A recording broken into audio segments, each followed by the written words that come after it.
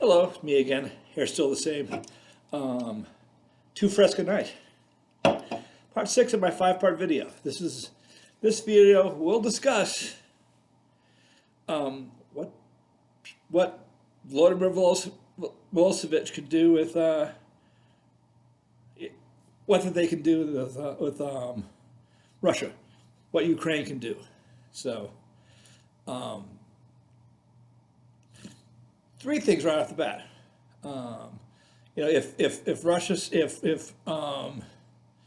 If Trump says, look, we can bomb, I've got the power without Congress to bomb your forces.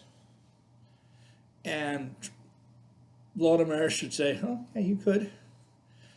You'd kill yourself politically, but you could. But, they kick you out of NATO. You could. But I'll always have forces, even if Moscow rolled me over, there will be guaranteed enough drones to sink the Shadow Fleet,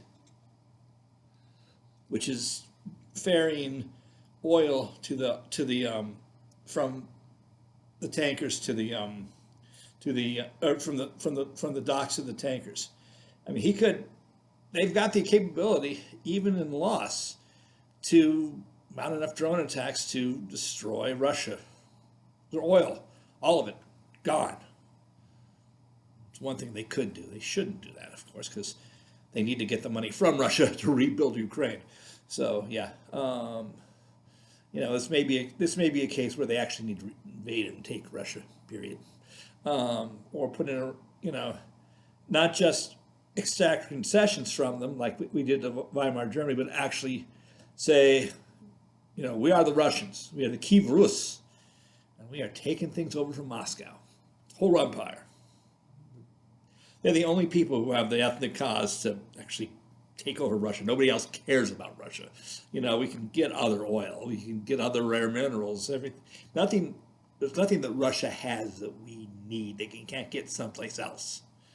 Russia is a shithole. Pure and simple. So nobody wants to invade you, Vladimir Putin. Nobody cares. Just, retreat. And maybe, just maybe, you can live out your life, playing toy soldier before the Far East and all of Eastern Russia decides that they've had enough of you. So, and the more of their soldiers you kill, the more the remaining are gonna say, no, I'm not gonna, they're gonna stop signing up for your manpower slaughter. So, yeah, I mean the Moscow Rus, I heard a video the other day about how they're all little people. They won't revolt. And here's the thing about freedom: you can't make somebody free. You have to demand it. Free people have to demand freedom. If anybody who'll roll over Putin will roll over somebody else. They just don't have they have a culture of just leave me alone, and I'll do my thing, and you do. I'll comply with anything else. It's not so much compliance; it's just escapism. They don't comply with the general order; they just stay away from it. They're what's called fatalists. Some people say fatalists are the people who conform. No, these are the people who just resign. They're just like, they want their own authenticity, and they don't want to join in and find out the reality. Because real conformity involves reason and truth. Russians go from fear, and they go from, bargaining and some amount of, residual authenticity, but mainly they're just, washing their hands of politics.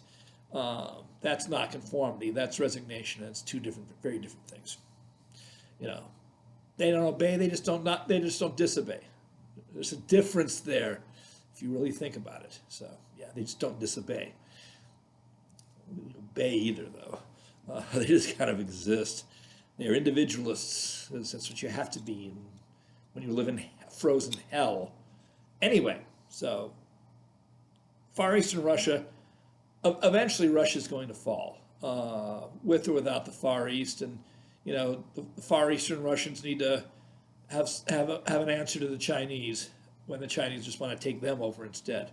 And maybe the answer is, my brothers, thank you for saving us from the Rus. But they may not say that. Some of the people in Eastern Russia have more in common with the Mongolians, and the Kazakhs are the same way, and the Mongolians and the first settlers in Canada. They're all kind of one people, Aleuts is what we used to call them. Now they're Aleutians. They were called Aleuts at one point. They're all the same people. If you go by peoples as a genetic, historical, musical thing. If you've ever heard North American throat singing and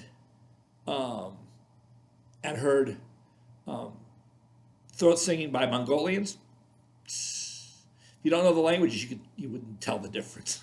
So, yeah, it's the same in a lot of cases, not all of them, but generally it's the same hardy people that moved around that part of the world.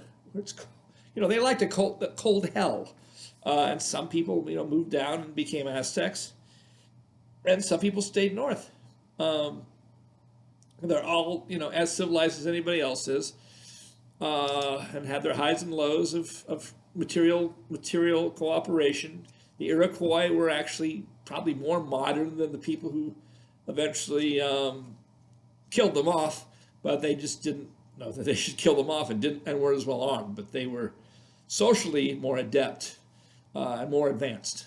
So when the English came in, they were able to kill off people that were more advanced than they were. It's quite the feat of human history when you look at the Iroquois Federation, which a lot of our government's based on.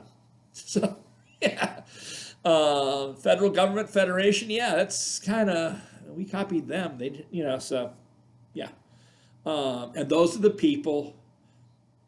I guess the yeast of that society came to America, but they fought longer as one people from Greenland to Lapland, including the Mongols and the Kazakhs and the Khazars, everybody north of where the Turkic people are. They play with falcons. They play with eagles, birds, big birds that most people are afraid of. They hunt with those. So yeah, they should be a protectorate, if not in a government where we were all peaceful and did ethnic regions. Their region would be huge.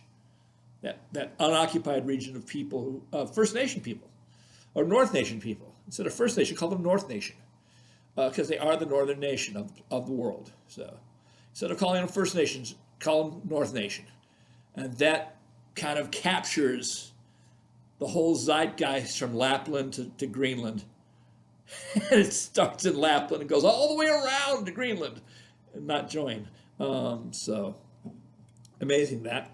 So these people need to get together and be helped by Ukraine to get together. At the end of this war, we'll get them together at some point, hopefully without the Chinese ruining everything. If the Chinese Communist Party collapses first, and, given the birth dearth they have in China, they just might. Who's gone first? The Koreans, either side of the border. The Japanese, the Russians, or the Chinese. I mean, they're all losing population, and nobody's getting married. They're all hopeless, and somebody. There are strongmen involved. Even in South Korea, somebody tried to pull a Putin and was sadly mistaken and might even be executed.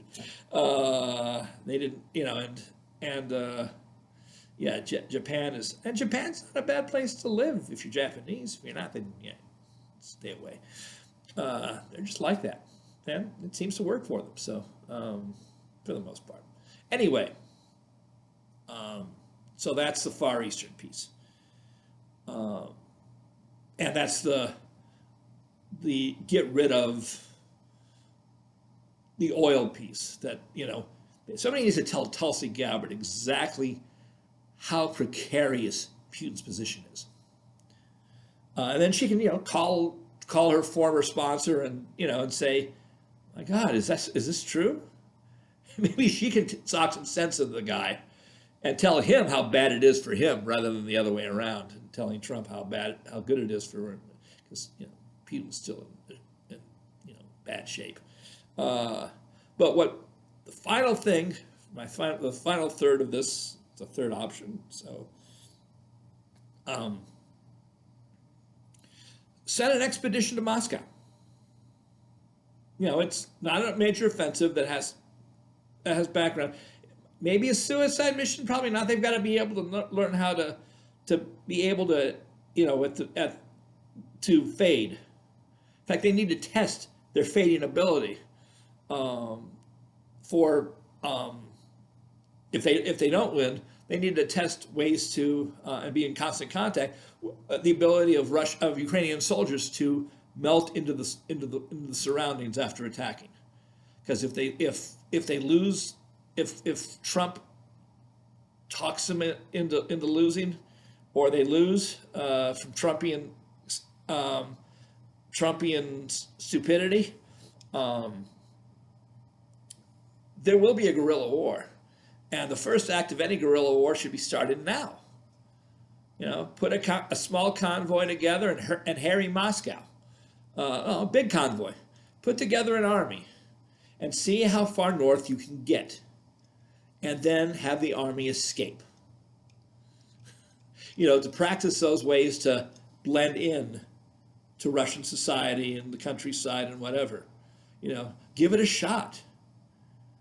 And you may win the whole damn thing.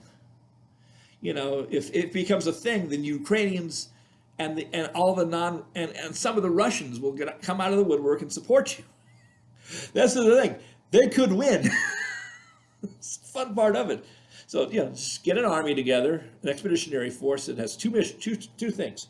One, get to Moscow and make them really worried. And two, if you don't beat Putin or have him flee, you know, if a coup is unsuccessful, then show how easy it is to be guerrillas in that area, which is a promise to what would happen if Russia won. So yeah, nothing to lose at this point, especially with Trump on the wrong side, and with the authority to do so, you know, generally recognized by the chain of command in America, because we worship our presidents as kings, and the Supreme Court didn't say otherwise when they had the chance. So yes. And history has shown that presidents indeed have lots of absolute power unless Congress restrains them, and this Congress won't. The next Congress will.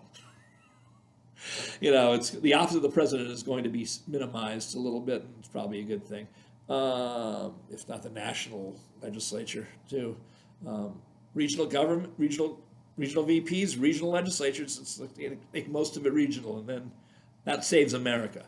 And then we can like add regions from like Europe and everything. They'll take us.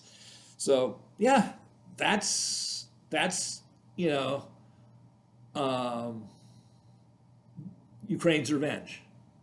That's what Ukraine should do, is get aggressive, really aggressive.